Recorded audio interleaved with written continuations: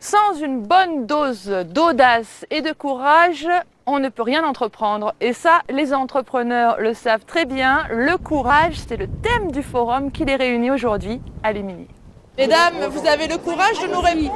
Allez-y, non, mais ça c'est des... Allez-y. Le courage, il est où le courage? Merci. Ces dames ont au moins le courage de dire non. Désir d'indépendance, envie d'entreprendre, pour ces chefs d'entreprise, l'exercice du leadership nécessite forcément une bonne dose de courage.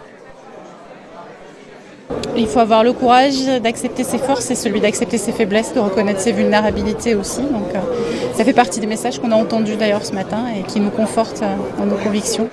Notre société récompense-t-elle le courage? C'est le thème du débat dans ce grand amphi.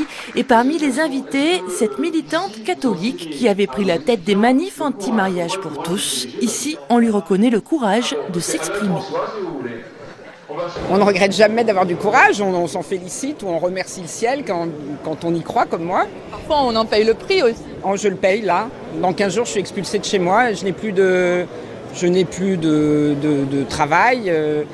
Et donc pas de revenus fixes, vraiment. Autre star du jour, le procureur de l'affaire OM Valenciennes. Alors faut-il du courage pour s'attaquer à Bernard Tapie? Non, il faut juste avoir peut-être le sens du devoir. Je crois que le mot courage est un mot dont on abuse beaucoup par les temps qui courent. Je pense que c'est une façon délicate de ne pas stigmatiser la lâcheté de ceux qui ne font pas leur devoir. D'ailleurs, pour le procureur, le premier courage serait d'oublier son égoïsme, ce que confirme l'étymologie du mot. Un détail, courage vient de cœur, c'est la même racine.